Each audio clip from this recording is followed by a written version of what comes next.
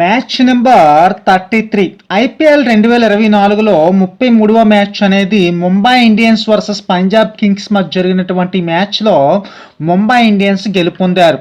Punjab Kings toss గెలిచి bowling ఎంచుకుంది. బ్యాటింగ్కి దిగినటువంటి Mumbai Indians Suryakumar Yadav 53 బంతుల్లో 78 పరుగులు చేశారు.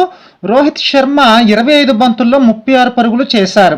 20 ఓవర్లు ముగిసే టైంకి 7 వికెట్ల నష్టానికి 192 పరుగులు చేశారు ముంబై ఇండియన్స్.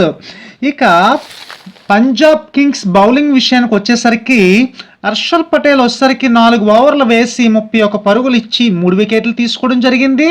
శ్యామ్ కరణ్ వచ్చేసరికి 4 ఓవర్లు వేసి 41 పరుగులు ఇచ్చి 2 వికెట్లు తీసుకున్నారు.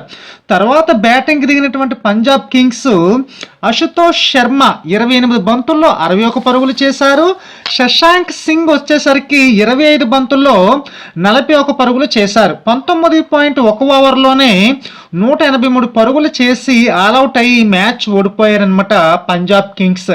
ఇక ముంబై ఇండియన్స్ బౌలింగ్ విషయానికి వచ్చేసరికి బుమ్రా 4 ఓవర్లు వేసి 21 పరుగులు ఇచ్చి 3 వికెట్లు తీసుకున్నారు. గెరాల్ట్ కొయెడ్జీ వచ్చేసరికి 4 ఓవర్లు వేసి 32 పరుగులు ఇచ్చి 3 వికెట్లు తీసుకోవడం జరిగింది. ఇక ప్లేయర్ ఆఫ్ ది మ్యాచ్ వచ్చేసరికి బుమ్రాకి ఇచ్చారు.